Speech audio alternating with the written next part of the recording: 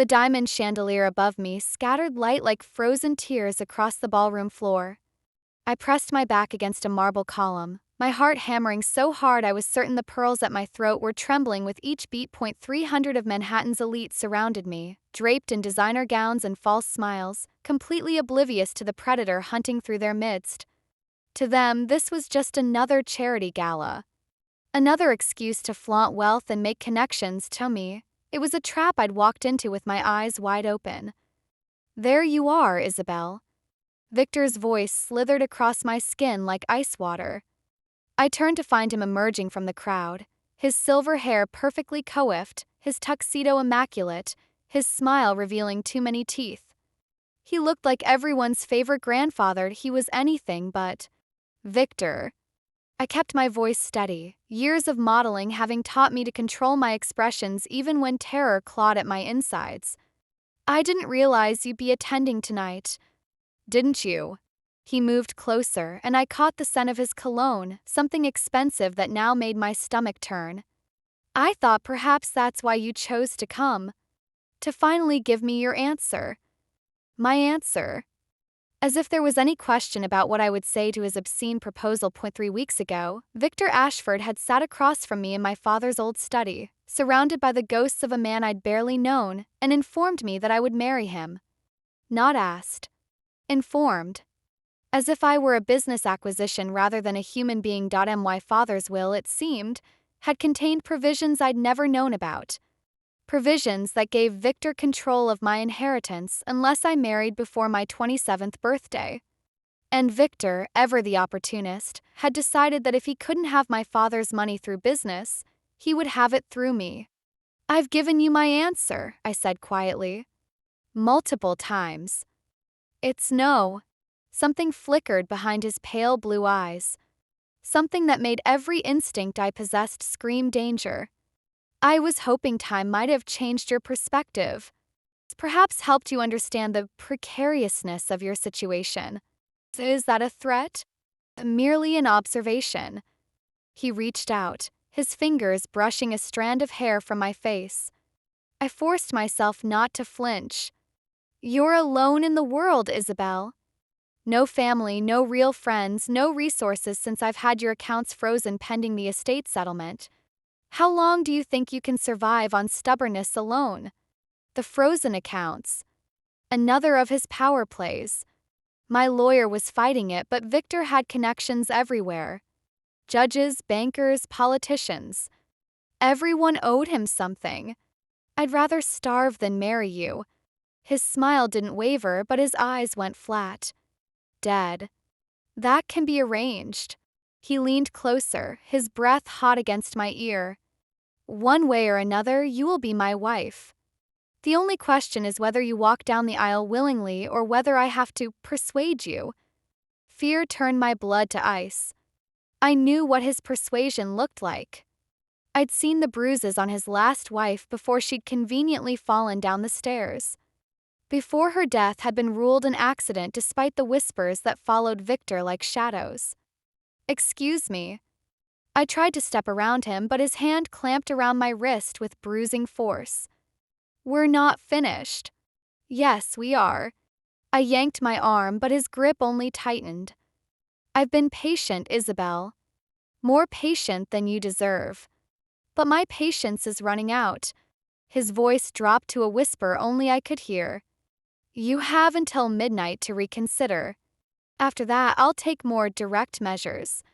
And trust me, my dear, you won't enjoy them." He released me so suddenly I stumbled, nearly losing my balance on my stiletto heels. By the time I steadied myself, he had melted back into the crowd, leaving only the ghost of his threat lingering in the air. I had to get out. Had to find somewhere safe, someone who could help me. But as I scanned the ballroom, I realized with sinking despair that Victor's men were everywhere. I recognized at least 4 of them stationed at various exits, their eyes tracking my movements like wolves watching wounded prey trapped. I was completely trapped. My feet carried me deeper into the crowd, instinct driving me to put distance between myself and Victor's watchful guards. I needed to think, needed to find an escape route, I collided with something solid. Someone solid. Careful. A hand caught my elbow, steadying me before I could fall. The voice was deep, accented with something Mediterranean, and utterly devoid of warmth. I looked up and up into a face that seemed carved from marble. Sharp cheekbones, a jaw that could cut glass, and eyes the color of aged whiskey. Dark hair swept back from a high forehead, and a scar bisected one eyebrow, the only imperfection on an otherwise devastatingly handsome face. He wore his tuxedo like armor, the fabric straining slightly across shoulders that spoke of physical power carefully contained. Everything about him radiated danger, from the cold assessment in his eyes to the predatory stillness of his posture. I knew who he was. Everyone in this room knew who he was, Dante Salvatore, the most dangerous man in New York. "I'm so sorry," I breathed, trying to step back. His hand remained on my elbow, not restraining but not releasing either. "You're running from someone, not a question." His eyes had already moved past me, scanning the crowd with practiced efficiency. "The silver-haired man who was just speaking with you." The denial died on my lips. What was the point? Yes, Victor Ashford. He said the name like it tasted bitter. "Interesting company you keep." Not by choice. Something flickered in his expression. Interest, perhaps. Or calculation. With a man like Dante Salvatore, they were probably the same thing. "He has men at all the exits," I found myself saying, desperation making me reckless. "I can't leave without them seeing me." "And what happens if they see you?" I thought about Victor's threat, about his last wife's convenient accident, about the midnight deadline ticking away like a bomb. Nothing good. Dante studied me for a long moment, those whiskey eyes revealing nothing. I felt like a butterfly pinned beneath glass, every flaw and weakness exposed to his scrutiny. Then he smiled. It wasn't a pleasant expression. "I have a proposition for you." "I'm not interested in propositions from men I don't know." "You know exactly who I am." He tilted his head slightly. "And right now, I'm your only option. Unless you'd prefer to take your chances with Ashford's men." He was right. I hated that he was right. What kind of proposition? "Dance with me." He held out his hand. "Play along with whatever I say for the next 10 minutes. In return, I'll ensure you leave this gala safely without Ashford or his men following." That's it? Just dancing. For now. Qualifier sent warning bells clanging through my skull. But Victor's deadline loomed, and the alternative was unthinkable. Fine. I placed my hand in his, feeling the heat of his palm against my suddenly cold fingers. 10 minutes. He led me onto the dance floor just as the orchestra struck up a waltz. His arm encircled my waist, drawing me closer than propriety allowed, close enough that I could feel the hard planes of his chest against my body. "Smile," he murmured against my ear. "You're supposed to be enjoying yourself." Hard to enjoy myself when I'm dancing with a known criminal. His chest vibrated with what might have been a laugh. Known, perhaps. Convicted, never. There's a difference. Semantics. The only kind that matter in my world. He spun me expertly, and I caught a glimpse of Victor watching us from across the room, his face twisted with barely concealed rage. "Your friend doesn't seem pleased." "He's not my friend." "No? What is he then?" "A nightmare." The word escaped before I could stop it. Dante's arm tightened fractionally around my waist. "Tell me." I shouldn't. I barely knew this man, and what I did know should have terrified me more than Victor ever could. But something about the solid warmth of his body, the controlled strength in his movements, made me feel safer than I had in weeks. He wants to marry me. Force me to marry him, actually. Something about my father's will, some clause that gives him control of my inheritance if I don't marry before my 27th birthday. I laughed bitterly. Which happens to be in 3 weeks. And if you don't comply? He's made it clear he'll find other ways to persuade me. I met Dante's eyes. His last wife died under mysterious circumstances. I don't intend to be his next victim. The music swelled around us, but I barely heard it. Dante's expression had shifted, something cold and dangerous surfacing behind his carefully controlled features. Victor Ashford is a parasite, he said quietly. He's been a thorn in my side for years. His legitimate businesses are fronts for money laundering, and his political connections have protected him from consequences he richly deserves. So you're not friends. We're enemies. He said it simply, without drama. And it occurs to me that the enemy of my enemy could be a very valuable ally. Before I could ask what he meant, Victor appeared at the edge of the dance floor, his smile sharp as a knife. Mind if I cut in, Salvatore? This lovely lady and I have unfinished business. Dante stopped dancing but didn't release me. His arm remained firmly around my waist, his body angled slightly in front of mine. Protective. Possessive. Actually, I do mind. His voice was pleasant, but his eyes held murder. I don't appreciate other men trying to claim what's mine. Victor's smile faltered. Yours? I wasn't aware you and Miss Thornton were acquainted. The words came out of my mouth before I could think, driven by desperation and the primal need to escape Victor's clutches by any means necessary. We're more than acquainted, Victor. I pressed closer to Dante, praying he would play along. We're engaged. Silence. Victor's face went through a rapid series of expressions, shock, disbelief, rage, before settling into something that looked almost like fear as his eyes moved to Dante. Engaged, he repeated flatly. Yes.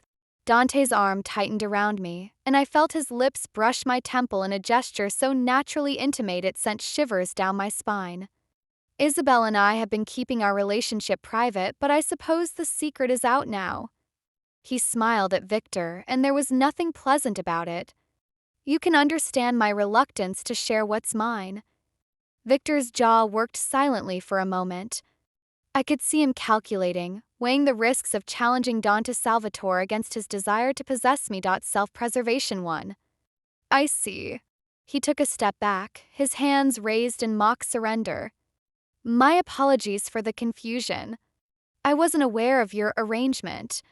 His eyes found mine, and the promise in them made my blood run cold. We'll speak again soon, Isabel. When you're not otherwise occupied. Then he was gone, disappearing into the crowd like smoke. The moment he was out of sight, I tried to step away from Dante, but his grip held firm. Not yet, he murmured. His men are still watching. We need to make this convincing. I'm sorry, I shouldn't have said that. The engagement thing, I mean. I panicked, and you did exactly what I was hoping you'd do. He guided me off the dance floor, his hand now at the small of my back, steering me toward a private alcove. You gave me the perfect opportunity. Opportunity for what? He stopped, turning me to face him. In the shadows of the alcove, his features seemed sharper, more predatory. The civilized veneer of the ballroom had fallen away, revealing the dangerous man beneath. To make Victor Ashford very, very nervous. His fingers caught my chin, tilting my face up to meet his gaze.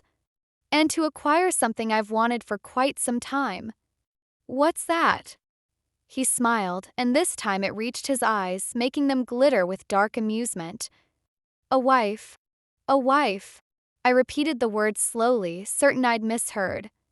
You want a wife? I need one, actually. For reasons that don't concern you. Dante released my chin but didn't step back, his body still close enough that I could feel the heat radiating from him. And you need a husband. One powerful enough to keep Victor Ashford from forcing you into anything. My mind raced, trying to find the trap in his words. There was always a trap with men like him. So you're proposing we get married. For real. I'm proposing we continue the charade you started. His eyes held mine, unblinking. A fake engagement followed by a fake marriage if necessary. Long enough to satisfy the terms of your father's will and neutralize Victor's claim on your inheritance. And what do you get out of it? That's my concern. If you expect me to agree to this, it becomes my concern too. Something like respect flickered across his features. Fair enough. He glanced toward the ballroom, ensuring we weren't being observed before continuing. There are certain business arrangements that would benefit from the appearance of stability. A wife suggests permanence, legitimacy. It opens doors that remain closed to unmarried men in my position. You mean it makes you look less like a crime lord? I mean it makes me look like a businessman with a beautiful wife and conventional aspirations. His smile was razor thin. Perception is everything in my world, Miss Thornton. I should have said no. Should have thanked him for his help with Victor and walked away. But walk away to what? My accounts were frozen. My apartment was being watched. Victor had made it clear he wouldn't stop until he had me. What would this arrangement entail exactly? You would live in my home, tend events at my side, play the role of devoted fiancé and eventually wife whenever we're in public. He ticked off the terms like items on a business proposal. In private, you would have your own quarters, your own space. I have no interest in forcing intimacy where it isn't wanted. How reassuring. I'm not Victor Ashford. The words came out sharp, edged with something that might have been offense. I don't need to coerce women into my bed. The implication hung between us. I felt heat rise to my cheeks despite myself. And when it's over, when I have my inheritance and you have your legitimacy, quiet divorce, irreconcilable differences. You walk away with your fortune and your freedom, and I continue with my business interests. He shrugged, the gesture elegant despite his size. A clean arrangement. No complications. No complications. As if anything involving Dante Salvatore could ever be uncomplicated. I need time to think. You have until we leave this building. His hand found the small of my back again, guiding me toward a service corridor. Victor's men are still watching. If you leave alone, they'll follow. If you leave with me as my fiancé, they won't dare touch you. He was right. I hated that he was right. We walked in silence through the corridor, past confused servers and startled security guards who took one look at Dante and immediately stepped aside. His reputation preceded him like a physical force. A black car waited at the service entrance, engine running, a mountain of a man in a dark suit holding the door open. Nico, this is Isabel Thornton. Dante helped me into the car with unexpected gentleness. My fiancé. Nico's expression didn't change, but I caught the slight widening of his eyes before he nodded. Ma'am. Dante slid in beside me, and the door closed, sealing us in leather-scented darkness. The car pulled away smoothly, and I watched the gala disappear through the tinted windows, taking with it the last remnants of my old life. Yes. Dante turned to look at me. Yes. Yes, I'll do it. The fake engagement, the marriage, all of it. I met his eyes, refusing to show the terror coursing through my veins. But I have conditions. Name them. First, I want everything in writing. A contract spelling out exactly what's expected of both of us and what happens when it ends. Reasonable. Second, I want access to my own money. Not yours, mine. Whatever you need to do to unfreeze my accounts. Already in progress. My lawyers will have Victor's injunction overturned by morning. I blinked, surprised by his efficiency. Third, I want to know what I'm getting into. Your business, your enemies, anything that might put me at risk. I won't walk blindly into danger. For the first time, Dante hesitated. Some knowledge carries its own dangers. So does ignorance. I'd rather know what I'm facing. He studied me for a long moment, something shifting behind his eyes. When he spoke, his voice was quieter than before. You're not what I expected. What did you expect? A frightened socialite looking for a white knight. His lips curved slightly. Instead, I find a woman who negotiates terms with a crime lord as if she's closing a business deal. I learned from the best. Bitterness crept into my voice. My father may have been absent, but he taught me one thing: never enter an agreement without knowing exactly what you're trading. Your father was Thomas Thornton. Not a question. I knew him. By reputation, at least. Everyone knew him by reputation. Very few knew him at all. I turned to look out the window, watching the city lights blur past. He was more interested in building his empire than raising his daughter. I was an inconvenience, a responsibility he outsourced to nannies and boarding schools. And yet Victor Ashford wants you badly enough to freeze your assets and threaten your life. Dante's voice was thoughtful. There's more to this inheritance than money. If there is, I don't know about it. My father and I barely spoke. When he died 6 months ago, I thought I'd finally be free of his shadow. I laughed humorlessly. Instead, I discovered his shadow had a name: Victor Ashford. Car slowed, turning onto a street I didn't recognize. Ahead, a glass tower rose into the night sky, its upper floors glowing with warm light against the darkness. We're here. Dante stepped out as Nico opened the door, then extended his hand to help me. Welcome to your new home, Miss Thornton. Penthouse occupied the entire top floor, accessible only by a private elevator that required both a key card and a biometric scan. As the doors opened, I found myself stepping into a space that seemed designed to intimidate. Floor-to-ceiling windows offered a panoramic view of Manhattan's skyline. The furniture was modern and expensive, all clean lines and dark leather. Art that I recognized as priceless hung on walls painted in shades of charcoal and cream. The tea was beautiful. It was also cold. Impersonal. A showroom rather than a home. Your quarters are in the East Wing. Dante shrugged off his tuxedo jacket, draping it over a chair with casual disregard for its cost. Mrs. Russo will show you in the morning. For tonight, the guest suite should suffice. Mrs. Russo? My housekeeper. She's been with my family since before I was born. Something softened in his voice so briefly I almost missed it. She'll take care of anything you need. I stood in the middle of the vast living room, suddenly aware of how ridiculous I must look. A woman in a borrowed gown, clutching a beaded purse that contained nothing but lipstick and a dead phone, pretending she belonged in this world of wealth and danger. I don't have anything. The admission cost me more than I wanted to admit. Clothes, toiletries, anything. Victor had my apartment watched. I've been living out of hotel rooms for weeks. I'll have someone collect your things tomorrow. In the meantime, the guest suite is fully stocked. Dante moved toward a hallway leading deeper into the penthouse. Get some sleep, Miss Thornton. Tomorrow we begin making our engagement public. You'll need your strength. Isabel. He paused, looking back over his shoulder. If we're going to convince people we're in love, you should probably call me by my first name. I lifted my chin, refusing to be cowed by his intimidating presence. Or Belle. That's what people who actually know me call me. Something unreadable crossed his face. Belle. He tested the name, and I tried not to notice how it sounded different in his accented voice. Softer. Almost intimate. Then you should call me Dante. Dante. I nodded. Good night. Good night, Belle.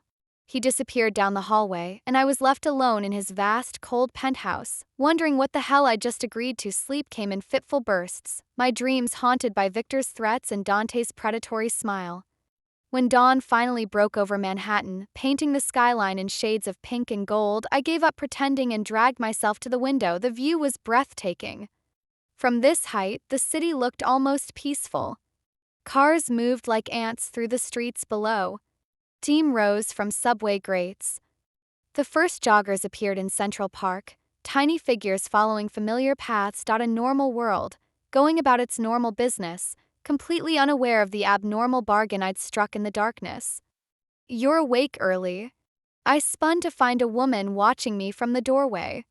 She was small and round, with silver hair pinned back in a neat bun and eyes that sparkled with keen intelligence. Her apron was spotless, her manner warm but assessing. Mrs. Russo. The same. She moved into the room with the comfortable authority of someone who'd been running this household for decades. Mr. Dante mentioned we'd have a guest. He didn't mention she'd be quite so lovely. Thank you. I think. Mrs. Russo's smile widened. He also mentioned you'd be staying for quite some time. As his fiancé. There was a question buried in her statement. I chose to answer it directly. It's complicated. With Mr. Dante, everything is complicated. She gestured toward the door. Come. I'll show you to your proper quarters, and then we'll see about getting you some breakfast. You look like you haven't had a proper meal in weeks. She wasn't wrong. Between Victor's harassment and living out of hotels, eating had become an afterthought, why new quarters turned out to be an entire wing of the penthouse. A bedroom larger than my entire apartment, decorated in soft blues and creams that felt almost welcoming after the stark masculinity of the main living areas. An ensuite bathroom with a tub I could swim in. A private sitting room with a fireplace and built-in bookshelves. Mr. Dante had this wing redecorated last night, Mrs. Russo mentioned casually. Said his fiancé should have something more suitable than the guest room. I stared at her. Last night? But it's only been. Money moves quickly when there's enough of it. Her eyes twinkled. He also had a personal shopper deliver a wardrobe. Everything should be in your size. If anything doesn't fit, we'll have it altered.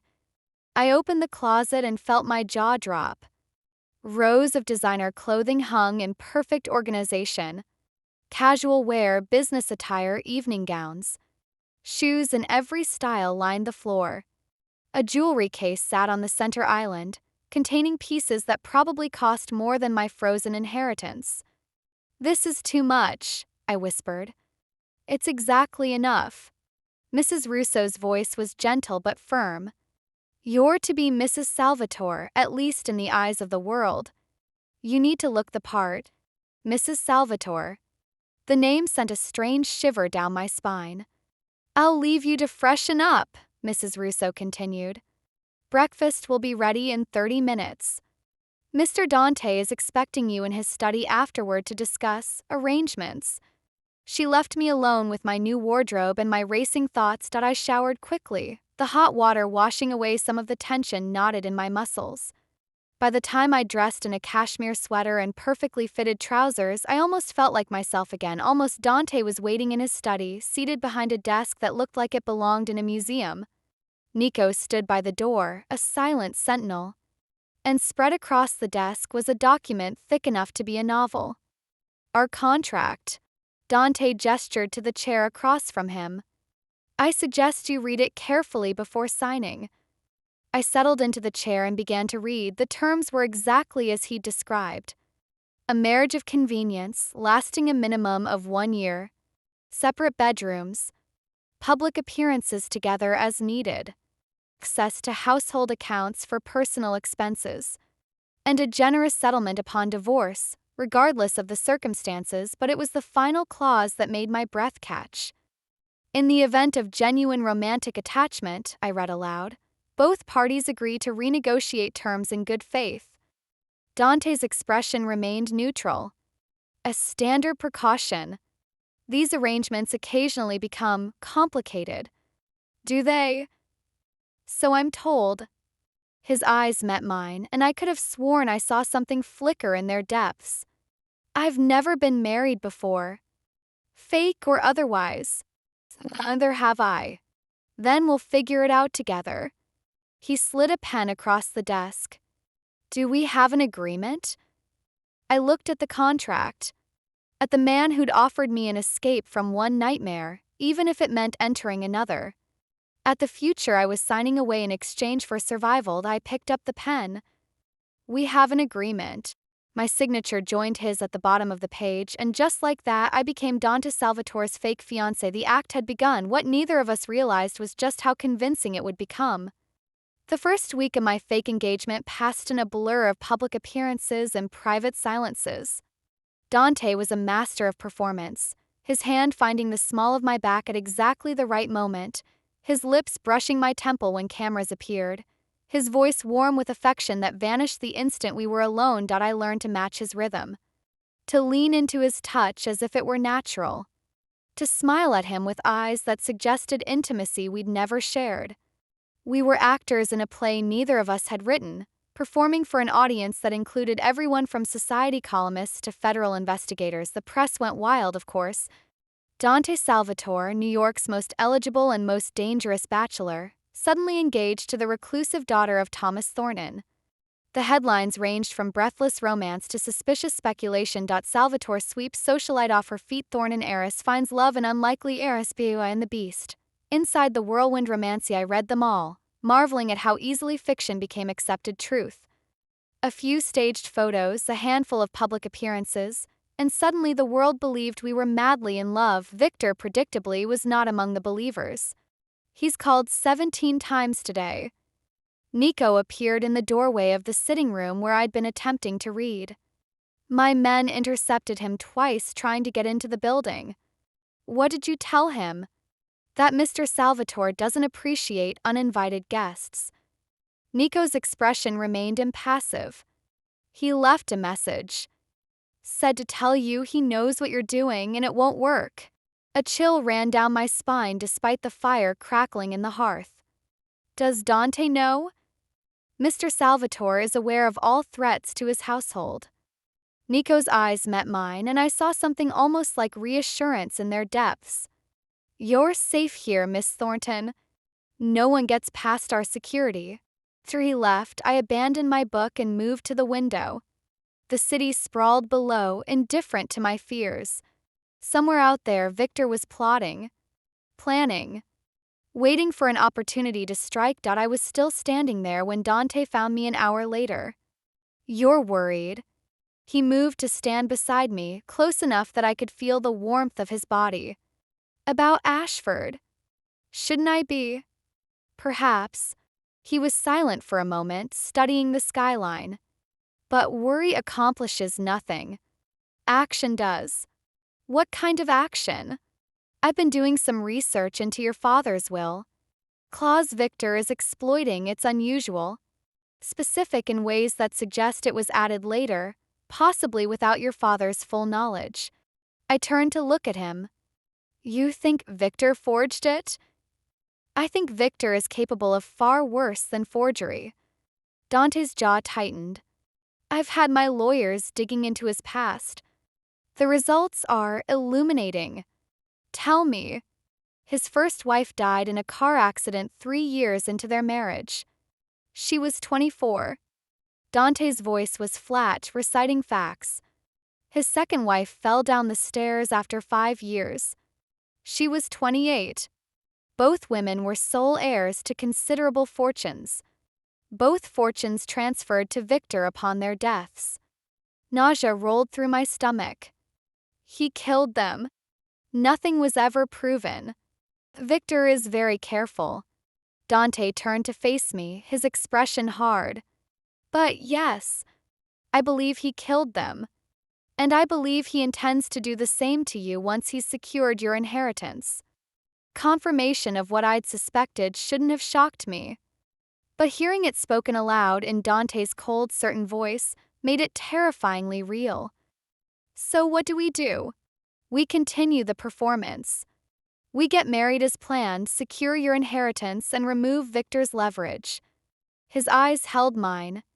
And in the meantime, I will be working to ensure Victor Ashford is no longer a threat to anyone.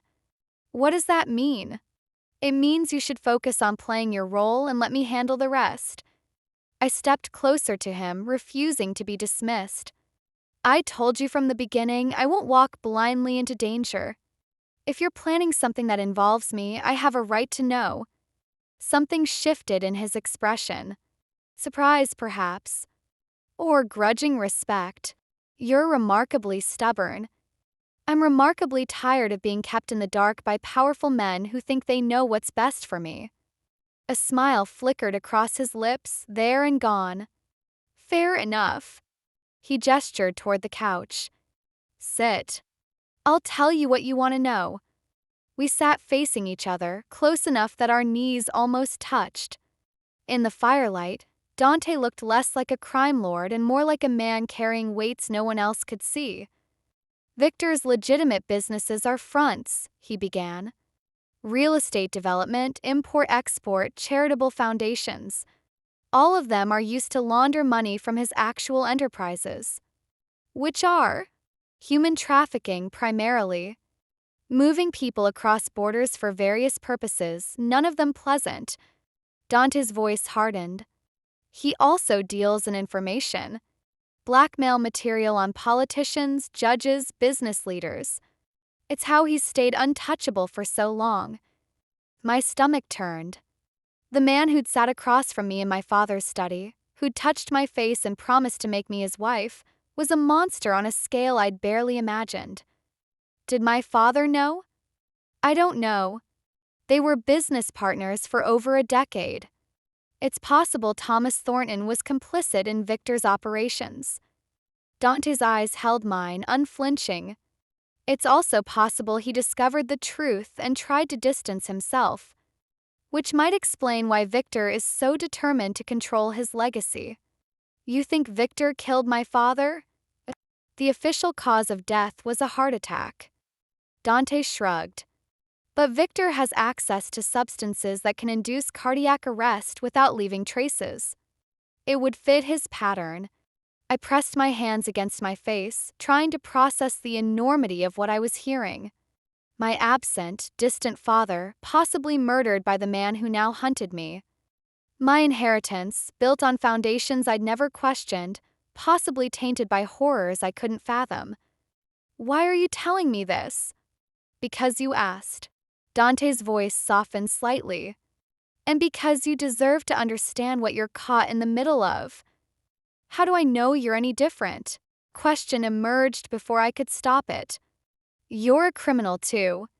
Everyone knows the Salvatore family isn't exactly legitimate. No, we're not. He didn't flinch from the accusation. I run gambling operations, some narcotics distribution, protection services for businesses the police ignore. I've ordered men killed who threatened my family or broke our codes. His eyes held mine, brutally honest. But there are lines I don't cross. I don't traffic people. I don't deal in children. I don't destroy innocents for profit. Just guilty ones. Everyone who works for me chose this life. Everyone who dies by my order earned that death. He leaned forward, intensity radiating from every line of his body. I'm not a good man, Belle. I've never claimed to be. But I'm not Victor Ashford. And I will burn his empire to the ground before I let him touch you. The fierceness in his voice stole my breath. This wasn't performance. This wasn't the smooth charm he displayed for cameras and society matrons. This was something raw and real, something that made my heart race in ways I didn't want to examine. Why? I whispered. Why do you care what happens to me? For a long moment, he didn't answer. The fire crackled between us, shadows dancing across his sharp features. I don't know, he finally admitted. When you grabbed my arm at that gala, when you looked at me with those desperate, defiant eyes and dared to use me as a shield against your enemy, something shifted. His hand rose, hovering near my face without touching. You intrigued me. And I am very rarely intrigued. That's not an answer. It's the only one I have. His fingers finally made contact, tracing the line of my jaw with devastating gentleness. For now. I should have pulled away. Should have retreated to the safety of our contractual boundaries, the clearly defined roles of fake fiancé and convenient husband. Instead, I leaned into his touch. Don't. His voice was rough. Don't say my name like that unless you mean it. Like what? Like you want me to kiss you? My heart stopped. Started again at twice its normal speed. Maybe I do. His eyes darkened, desire and warning warring in their depths. This wasn't part of our agreement. Agreements can be renegotiated. For one endless moment, we hovered on the edge of something neither of us had planned. I could feel the tension in his body, the effort it took him to hold back. Could see the moment his control began to crack, then his phone rang, the sound shattered the spell between us. Dante pulled back, his expression shuddering as he glanced at the screen. I have to take this. He stood, putting distance between us with obvious deliberation. We'll continue this conversation later. He was gone before I could respond, leaving me alone with my racing pulse and the echo of almost. I pressed my fingers to my lips, still feeling the ghost of a kiss that never happened. What was I doing? This was supposed to be a business arrangement, a fake engagement to escape a real threat. Catching feelings for Dante Salvatore was not part of the plan, but as Mrs. Russo appeared with tea and gentle questions about dinner preferences, I realized something terrifying. The act was becoming real, and I wasn't sure I wanted it to stop. 3 days later, Dante announced we would be attending his sister's birthday party. Sister. I looked up from the breakfast table, surprised. I didn't know you had a sister. Gianna. She's 28, runs our family's charitable foundation, and has been demanding to meet you since the engagement was announced. A hint of warmth crept into his voice when he spoke of her. She's also the only person in the world who can make me do things I don't want to do. She sounds formidable. She's terrifying. But he smiled when he said it, a real smile that transformed his face. And she will see through our act in approximately 30 seconds, so you should be prepared. You're going to tell her the truth. Gianna already knows. She knows everything about my life, including the parts one wished she didn't. He set down his coffee cup. She's agreed to keep our secret, but she wanted to meet you anyway. To make sure I'm not exploiting some poor woman for nefarious purposes. Her words. I found myself smiling despite my nerves. I think I'm going to like your sister. Everyone likes Gianna. It's extremely annoying. Party was held at a townhouse in the Upper East Side, a beautiful brownstone that felt more like a home than Dante's sterile penthouse. Gianna met us at the door, a whirlwind of dark curls and bright eyes that sparkled with mischievous intelligence. So you're the woman who's turned my brother inside out. She pulled me into a hug before I could react. Welcome to the family, fake or not. Gianna. Dante's voice carried a warning. Oh, relax. No one can hear us. She looped her arm through mine, leading me away from Dante. Come. Let me introduce you to everyone while my brother sulks in the corner. I don't sulk. You absolutely sulk. You've been sulking since 1987. I couldn't help laughing at the sibling bickering, so normal and human compared to the dangerous world I'd stumbled into. Gianna introduced me to aunts and uncles, cousins and family friends, all of whom welcomed me with warmth that seemed genuine despite knowing nothing about our arrangement. They're good people, Gianna said quietly as we stood by the refreshment table. My brother has done terrible things to protect them.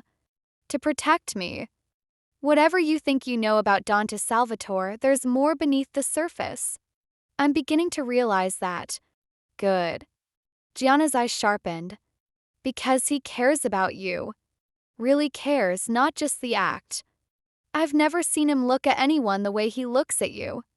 We've only known each other a week. Time doesn't matter. Connection does. She squeezed my hand. Just be careful with him. He's been alone for so long. If you break his heart, fake marriage or not, I will destroy you. The threat was delivered with a sweet smile, but I didn't doubt her sincerity for a moment. I'll be careful, I promised. Across the room, Dante caught my eye. He raised his glass slightly, a silent question. I smiled back and realized with terrifying clarity that I was falling for my fake fiancé. 2 weeks before our wedding, Victor made his move. I was returning from a fitting for my wedding dress, a stunning Vera Wang creation that Dante had insisted on despite my protests about the expense. The car had just pulled up to the penthouse when Nico's phone rang. His expression changed instantly. Get her inside. Now. Before I could ask what was happening, 2 more security guards materialized, flanking me as they rushed me through the lobby and into the private elevator. The doors closed, and I found myself surrounded by tense men with hands hovering near concealed weapons. What's going on? Security breach at one of Mr. Salvatore's properties. Nico's voice was clipped. We're on lockdown until further notice. Penthouse was in chaos when we arrived. Men I'd never seen before moved through the space with military precision, checking windows and securing exits. Mrs. Russo stood in the kitchen doorway, her face pale but composed. Where's Dante? On his way. Nico guided me toward the interior rooms. You'll wait in the safe room until he arrives. Safe room. He didn't answer, just led me down a hallway I'd never explored and pressed his palm against a panel that looked like ordinary wall.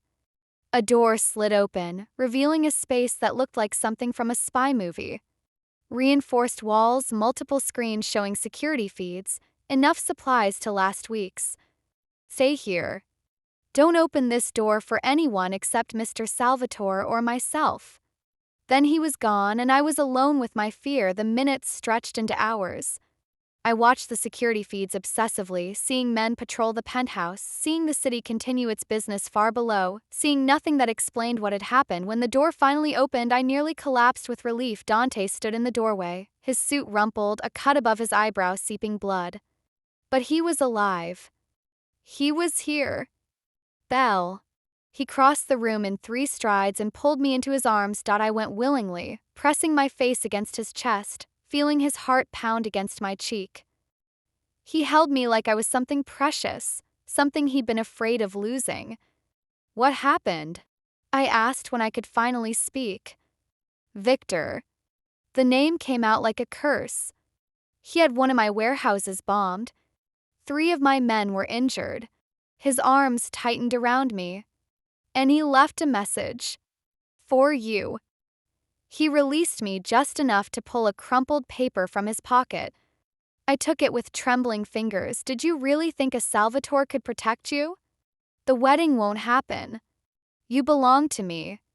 Always. The words blurred as tears stung my eyes. He's never going to stop. No.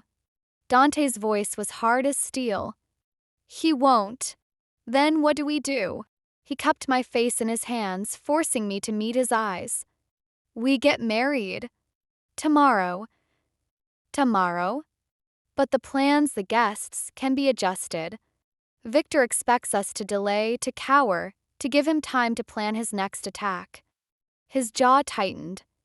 We won't give him that satisfaction. By this time tomorrow, you'll be my wife.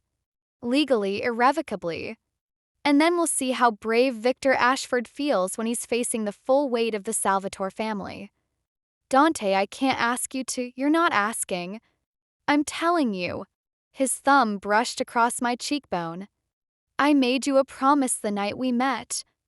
I said I would keep you safe. I intend to keep that promise. This is more than you signed up for. The bombs, threats, all of this is exactly what I expected when I agreed to this arrangement. His eyes held mine, fierce and unwavering. Victor Ashford has been a cancer in this city for too long. Using you as an excuse to finally cut him out is a bonus, not a burden. I wanted to argue. Wanted to tell him he didn't owe me anything, that I should disappear and handle Victor on my own, but I was so tired of being alone. So tired of running. "Okay," I whispered. Tomorrow. Something shifted in his expression. Relief, perhaps.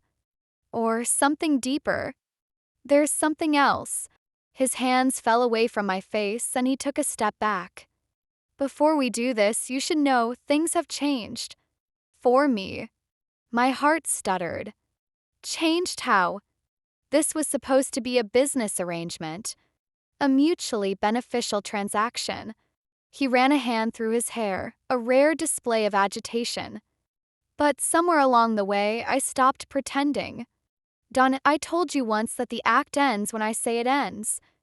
His eyes found mine, vulnerable in a way I'd never seen. I don't want it to end, Belle. Not ever. Confession hung between us, raw and honest. I thought about all the moments that had led to this. The almost kiss by the fire. The way he looked at me when he thought I wasn't watching. The fierce protectiveness that went beyond contractual obligation. I'm falling in love with you, he continued, the words seeming to cost him. I know that wasn't the deal. I know you didn't sign up for this. If you want to maintain our original arrangement, I'll respect that. But I can't marry you tomorrow without telling you the truth. I closed the distance between us, reaching up to touch his face the way he'd touched mine so many times. His eyes closed briefly at the contact. I stopped pretending weeks ago, I admitted. I just didn't know how to tell you. His eyes flew open. Belle, I love you, Dante. Not because you're protecting me from Victor. Not because of the contract or the penthouse or any of it. I smiled through the tears streaming down my face. I love you because you read legal documents aloud to annoy your sister. Because you pretend not to care when Mrs. Russo scolds you about skipping meals. Because you look at me like I'm the only person in the room, even when we're surrounded by hundreds. He kissed me before I could say another word. This wasn't the almost kiss from before. This was fire and tenderness, possession and promise. His arms wrapped around me like he'd never let go, and I melted into him, finally allowing myself to feel everything I'd been holding back. When we broke apart, both breathing hard, his forehead rested against mine. Marry me, he murmured. Not because of Victor or the inheritance or any arrangement. Marry me because you want to. Because I can't imagine my life without you in it. Yes. The word came easily, naturally, the truest thing I'd ever said. Yes, I'll marry you. His smile was like sunrise breaking over the city. Real and warm and just for me. Then let's go tell Mrs. Russo she has a wedding to plan by morning. The wedding was nothing like the elaborate affair we'd originally planned. Instead of 500 guests at the plaza, there were 30 people in Gianna's townhouse. Instead of a 12-piece orchestra, there was a single violinist playing softly in the corner. Instead of the Vera Wang gown, I wore a simple white dress that Mrs. Russo had somehow conjured from thin air. She was perfect. Gianna stood as my maid of honor. Having known me for barely 2 weeks but already feeling like the sister I'd never had. Nico served as best man, his usual stoic expression cracking into something approaching a smile as he watched his boss fidget at the altar, and Dante looked at me like I was a miracle he couldn't quite believe. The ceremony was brief but meaningful. We'd written our own vows, words that started as performance and became truth somewhere along the way. I promise to protect you, Dante said, his voice steady despite the emotion in his eyes. Not because you're weak, but because you're precious. I promise to stand beside you, not in front of you. To be your partner, not your keeper. And I promise that whatever darkness the world throws at us, we'll face it together. My turn. I took a breath, steadying myself. I promise to see you, I said. Not the reputation or the rumors, but the man beneath. I promise to challenge you when you're wrong and support you when you're right. To be your sanctuary when the world is too much and your strength when you forget your own. I squeezed his hands. And I promise that the act is over. This is real. Forever. Kiss that sealed our vows felt like coming home. Afterward, there was champagne and laughter and congratulations from people who genuinely seemed happy for us. Gianna cried. Mrs. Russo cried harder. Even Nico looked suspiciously misty-eyed, though he denied it when I pointed it out. But as the evening wore on, I noticed Dante growing increasingly tense. His eyes kept moving to his phone, his jaw tightening each time it buzzed. What is it? I asked quietly, pulling him aside. Victor. His voice was grim. He's made another move. Tried to file an injunction to stop our marriage, claiming fraud and coercion. My blood ran cold. Can he do that? He can try.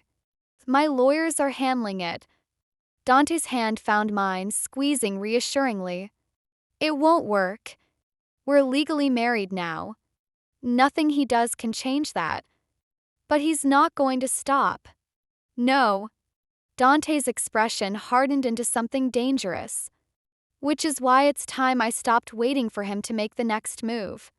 What are you going to do? He was quiet for a moment, weighing how much to tell me. I waited, refusing to let him shut me out. Victor's power comes from his blackmail material, he finally said. Information he's collected over decades on politicians, judges, law enforcement. Without it, he's just another criminal with too much money and not enough protection. And you know where this information is?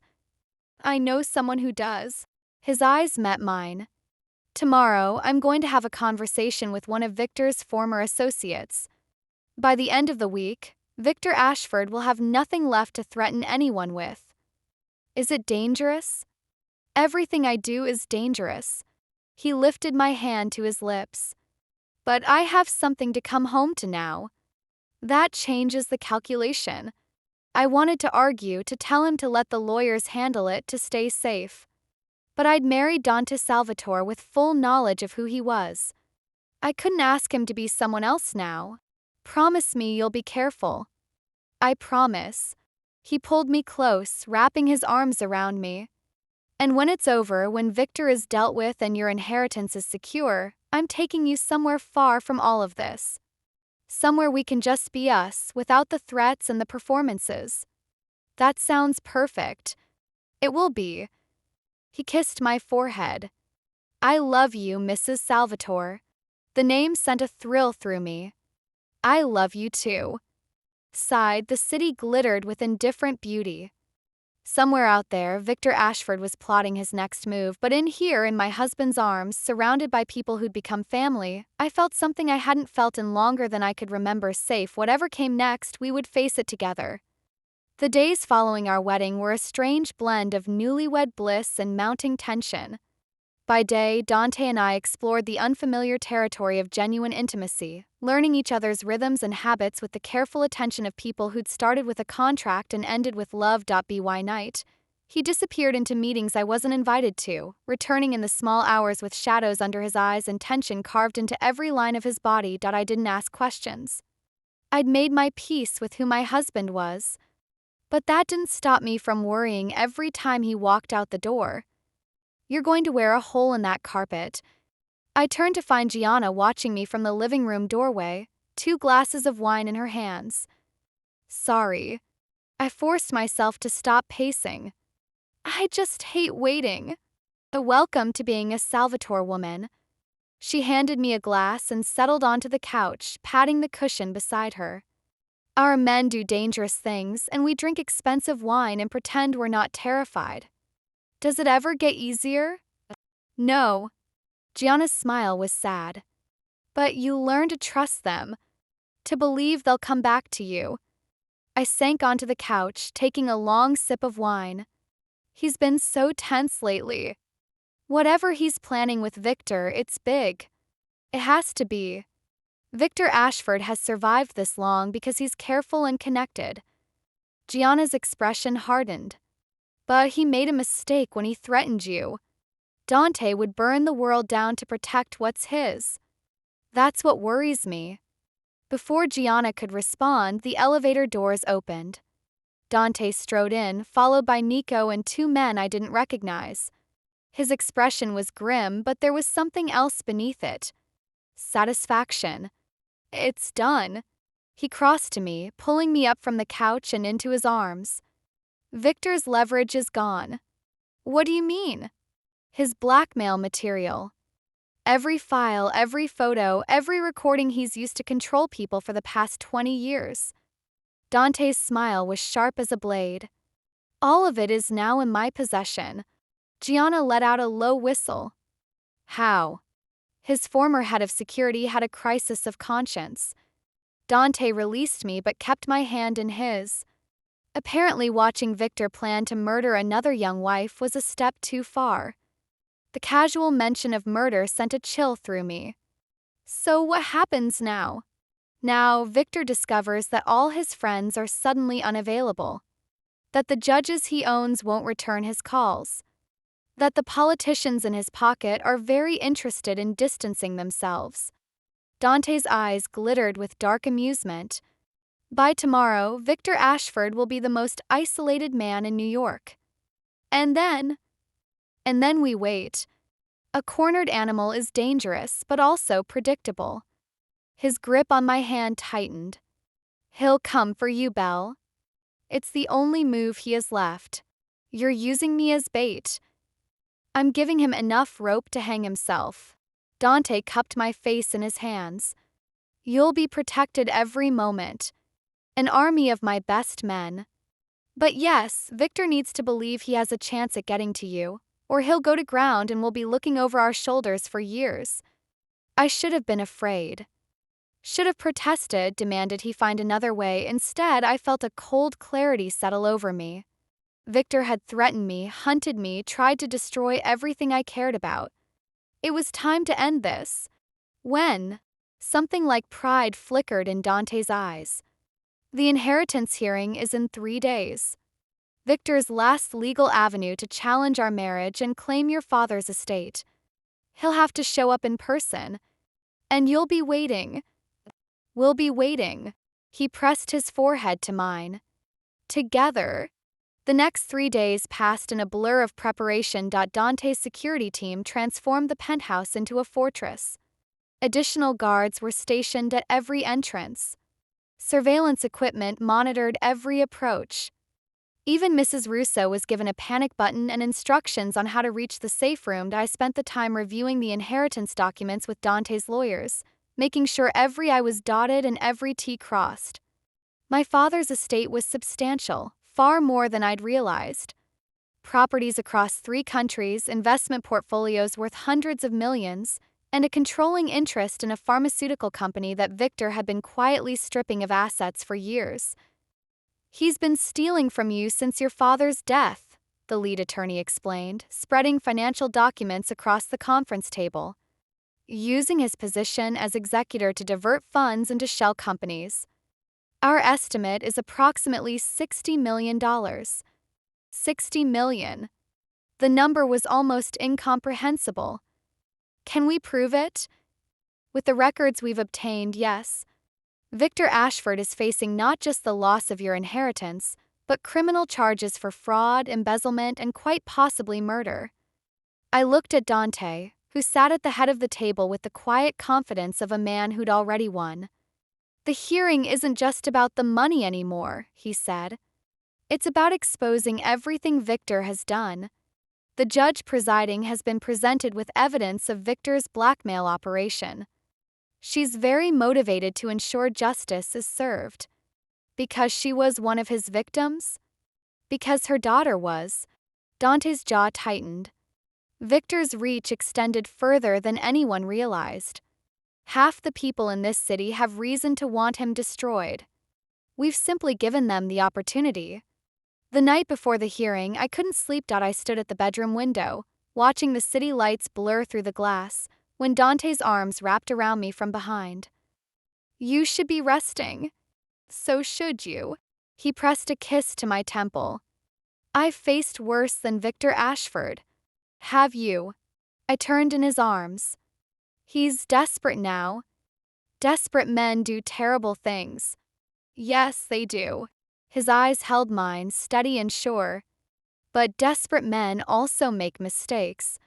Victor's made his last one. How can you be so certain? Because he underestimated you. His hand rose to cup my cheek. He saw a frightened girl he could bully into submission. He didn't see the woman who would walk into a room full of strangers and claim a crime lord as her fiancé. Who would sign a contract with the devil to escape a monster. Who would stand beside her husband and face down her demons rather than run. I was terrified every moment. Courage isn't the absence of fear. It's action despite fear. He smiled, soft and genuine. You're the bravest person I know, Bel Salvatore. The name still sent a thrill through me. I love you. I love you too. He kissed me slowly, thoroughly, with all the passion he usually kept contained. Now, come to bed. Tomorrow we end this. Courthouse steps were crowded with reporters who'd caught wind that something significant was happening. Cameras flashed as our car pulled up, capturing the moment Dante helped me out. His hand firmly clasped around mine. We walked through the gauntlet together, flanked by lawyers and security, projecting the image of a united front. Inside, the marble halls echoed with footsteps and whispered speculation. Victor was already in the courtroom when we arrived. He looked diminished somehow, his usually impeccable suit wrinkled, his silver hair less perfectly styled. But his eyes, when they found me, still burned with the obsessive fury I remembered. Isabel. He spoke my name like a curse. I see you've brought your trained dog.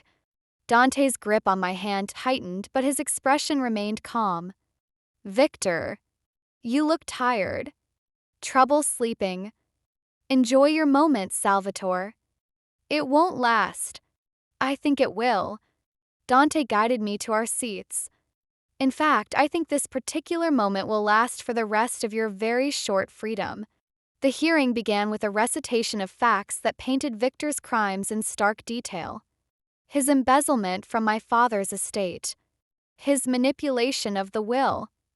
His pattern of marrying wealthy women who conveniently died. Victor's attorney objected repeatedly, but the judge, a stern woman with iron gray hair and eyes that missed nothing, overruled each one with obvious satisfaction. The evidence presented clearly demonstrates that Mr. Ashford has engaged in systematic fraud against the Thornton estate, she announced, her voice carrying through the silent courtroom. Furthermore, this court has been presented with additional evidence of criminal activity that will be referred to the appropriate authorities. Victor shot to his feet. This is a farce. Salvatore has orchestrated this entire— Sit down, Mr. Ashford. The judge's voice could have frozen fire. One more outburst and I will hold you in contempt. Victor's lawyer pulled him back into his seat, but I could see the rage building in him. The desperation. The knowledge that everything he'd built was crumbling around him. The judge continued, ruling in our favor on every point. The inheritance was mine, free and clear. Victor's claim was denied. His position as executor was terminated.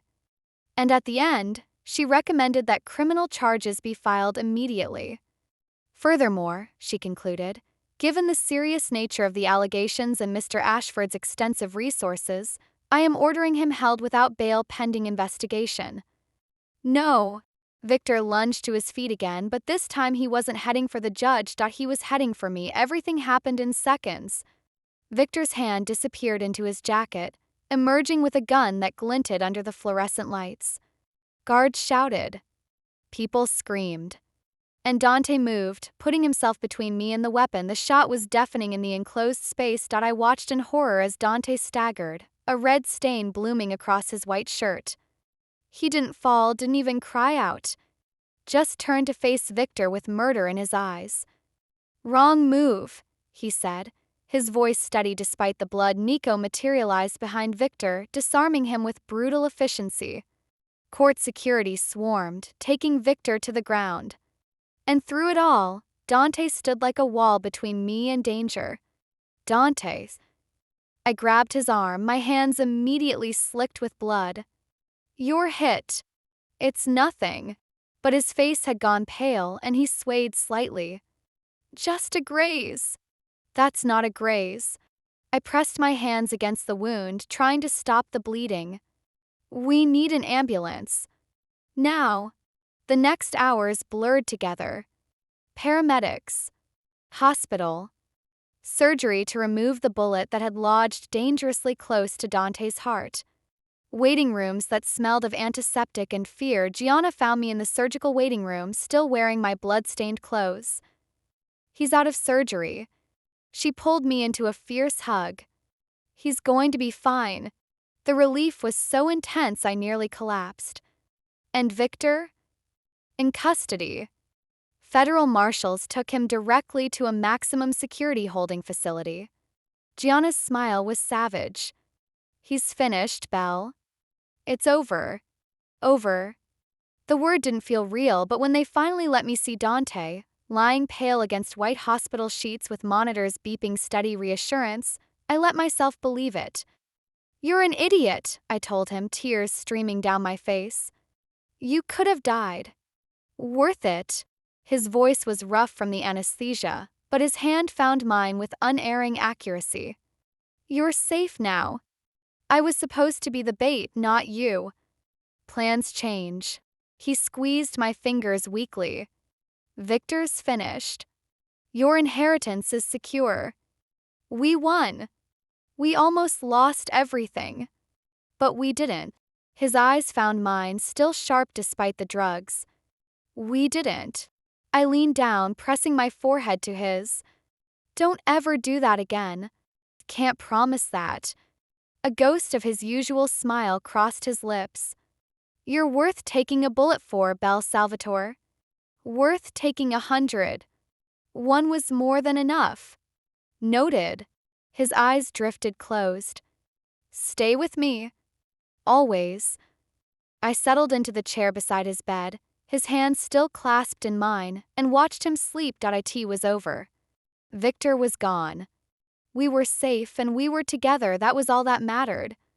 Recovery, I learned, was not a linear process. Dante spent 2 weeks in the hospital, fighting off infection and driving the nursing staff to the edge of madness with his constant attempts to work from his bed. I divided my time between his bedside and the mountain of legal proceedings that Victor's arrest had triggered. The federal investigation uncovered horrors beyond what we'd imagined. Decades of blackmail, corruption, and at least 4 murders that could be definitively linked to Victor Ashford. His victims came forward one by one, emboldened by his downfall, painting a picture of a monster who'd operated in plain sight for far too long. My father, it turned out, had been one of them. The evidence suggests Thomas Thornton discovered Victor's human trafficking operation approximately 18 months before his death, the lead investigator told me during one of many meetings. He'd been quietly gathering evidence, planning to go to the authorities. And Victor found out. Yes, the clause in the will, the one giving Victor control of your inheritance, it was added 3 weeks before your father's heart attack. She paused.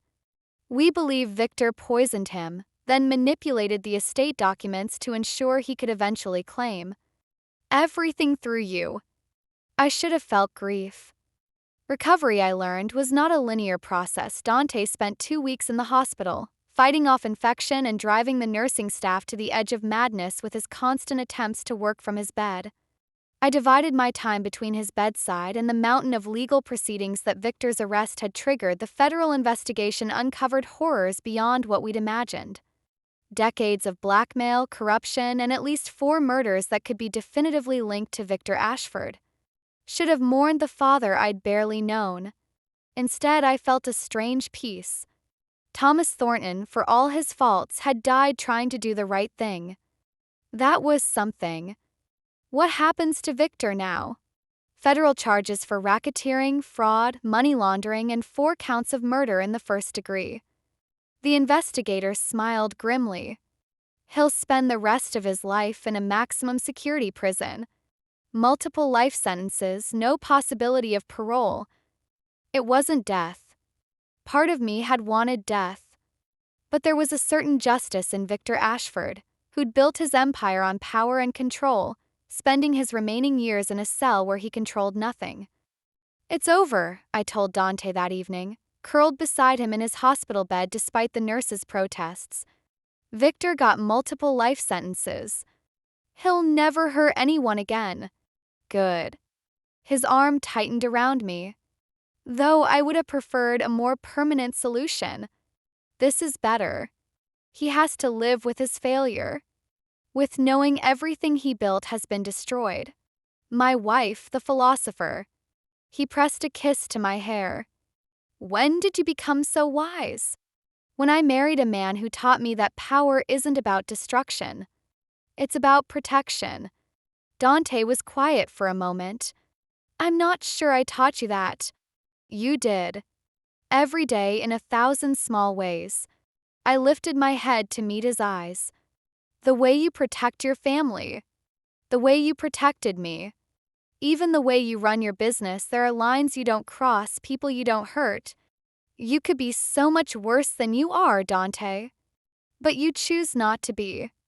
You give me too much credit. I give you exactly the credit you deserve. Kissed him softly. My husband, the secret softie. Tell anyone and I'll deny it. Your secret is safe with me. Spring arrived with the promise of new beginnings. Dante's recovery was complete, the scar on his chest a permanent reminder of the bullet he'd taken for me. We'd settled into something that felt remarkably normal, considering how abnormally our relationship had begun. Mornings started with coffee on the terrace, watching the city wake up far below. Days were filled with the business of building our life together. Dante had begun transitioning some of his less legitimate operations, moving toward a future that wouldn't require constant vigilance. I'd taken over management of my father's pharmaceutical company, determined to transform it into something that actually helped people. Evenings belonged to us.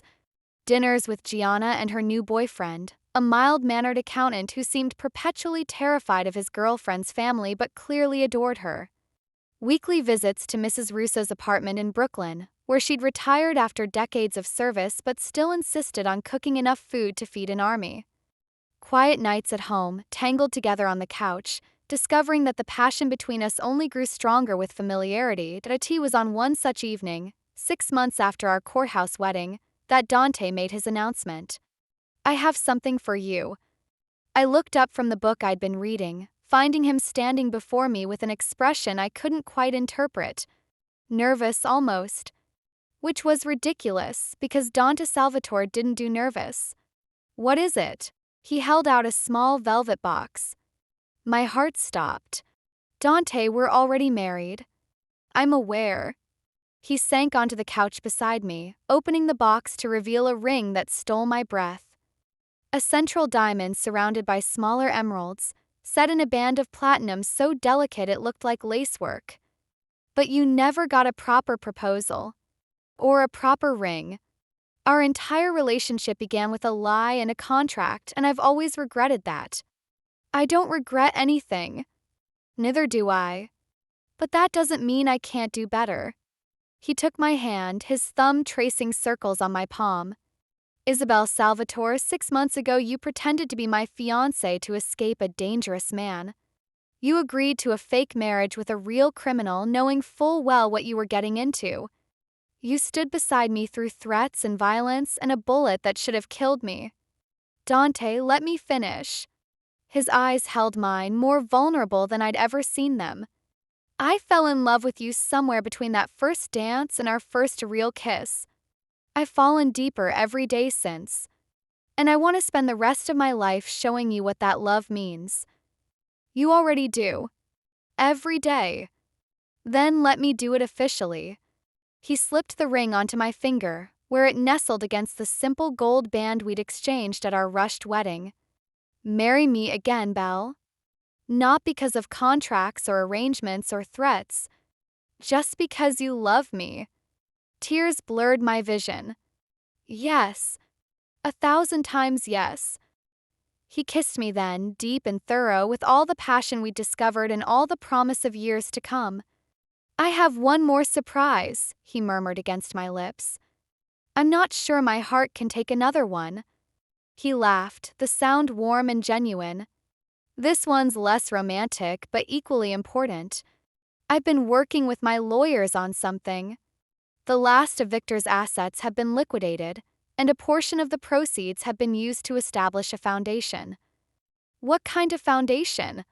"A shelter for women escaping domestic violence.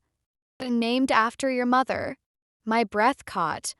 My mother, who died when I was 3, whose face I knew only from photographs. My mother, who I'd always wondered about but never had the chance to know. "How did you?" Gianna helped me research. "Your mother was a social worker before she married your father. She spent years helping women escape abusive situations." Dante's thumb brushed away a tear I hadn't realized had fallen. It seemed fitting that her legacy should continue. I couldn't speak. I could only throw my arms around him and hold on as if he were the only solid thing in a world suddenly overwhelming with emotion. "Thank you," I finally managed. "Thank you for giving me this. Thank you for giving me everything." He pulled back to look at me, his eyes bright with emotion he rarely showed. "You saved me, Belle. I was existing before you. Going through the motions, building an empire I didn't care about, pushing away everyone who tried to get close. You changed that. You changed everything. We saved each other. Then let's keep saving each other. Every day for the rest of our lives. Deal." Our second wedding was everything the first hadn't been. We exchanged vows at sunset on the beach in Positano, surrounded by the people who mattered most. Gianna stood beside me again, dabbing at her eyes with a handkerchief she'd sworn she wouldn't need. Nico stood beside Dante, his stoic expression cracking into something approaching joy as he watched his oldest friend finally find happiness. Mrs. Russo had insisted on catering, enlisting her entire extended family to prepare a feast that would be talked about for years. Tables were set with flowers from Gianna's garden. The music came from a local band that Dante had discovered during one of our trips to Italy. It was perfect. Not because it was expensive or elaborate, but because it was ours. I never thought I'd have this, I admitted as Dante and I swayed together in our first dance as officially renewed husband and wife. A real family. People who love me. A future I actually want to live. And now I can't imagine any other life. I rested my head against his chest, listening to the steady beat of his heart. You gave me this, Dante. All of it. You gave it to yourself. I just provided the opportunity. His arms tightened around me. You're the strongest person I know, Belle. You would have survived without me. Maybe. But I wouldn't have lived. I looked up at him, memorizing the way the sunset painted his features in shades of gold. There's a difference. Yes. He smiled, that rare, genuine expression that was reserved only for me. There is. The reception continued long into the night. There was laughter and dancing and far too much wine. Gianna gave a toast that had everyone in tears. Nico gave one that had everyone in stitches, revealing stories about Dante that his boss had clearly hoped would stay buried, and through it all, Dante kept me close, his hand on my waist, his eyes finding mine across the crowd. His lips brushing my temple in moments of quiet intimacy. As the last guests departed and the stars emerged over the Mediterranean, we stood together on the terrace of our rented villa, looking out at the sea. Happy? Dante asked, his arms wrapped around me from behind. Deliriously. Good. He pressed a kiss to my neck. I have one more surprise. Dante, you've already given me more than I ever dreamed of. Then one more won't hurt. He turned me to face him, his expression suddenly serious. I've made a decision. About the business. What kind of decision? I'm stepping back. Not entirely, not immediately, but over the next few years, I'm transitioning control to people I trust. His eyes held mine. I want to be the kind of man who deserves you, Belle. Kind of husband you can be proud of. The kind of father our children can look up to. My heart stuttered. Children? If you want them. Vulnerability flickered across his features. I never thought I would. Never believed I could be a decent father given my own. But you've shown me that we don't have to repeat the patterns we inherited. We can choose differently. Dante. I cupped his face in my hands. I would love to have children with you. A whole houseful if you want. Let's start with one and see how it goes. I laughed, joy bubbling up from somewhere deep inside. Deal. He kissed me under the stars, with the sound of waves crashing below and the whole future stretching out before us. 1 year later, I stood in that same spot, watching Dante chase our daughter across the sand. Sophia Lucia Salvatore had arrived screaming into the world 9 months after our second wedding, with her father's dark hair and her mother's stubborn chin. She had wrapped Dante around her tiny finger within seconds of her first breath, and he'd been completely lost ever since. She's going to be a terror, Gianna observed, settling into the chair beside me with a glass of wine. Just like her father. I prefer to think of it as spirited. You would. But Gianna was smiling, her eyes soft as she watched her brother tumble in the sand with his daughter. I've never seen him this happy. Neither have I. And it was true. The Dante who lifted Sophia onto his shoulders, who made ridiculous faces to coax out her giggles, who looked at me like I'd hung the moon every time our eyes met, he was a different man from the cold crime lord I'd grabbed at a gala 2 years ago. He was still dangerous. Still powerful. still capable of terrible things when the situation demanded, but he was also kind and loving. And mindless of sensing my thoughts, Dante looked up, meeting my gaze across the beach. He smiled, that genuine expression that still made my heart skip, and mouthed 3 words, "Did I love you, did I love you too," I mouthed back. Sophia squealed with delight as Dante swung her around, and I felt tears prick my eyes. Not from sadness, but from an overwhelming gratitude for everything that had led me here. I'd walked into that gala terrified and alone, hunted by a monster I couldn't escape.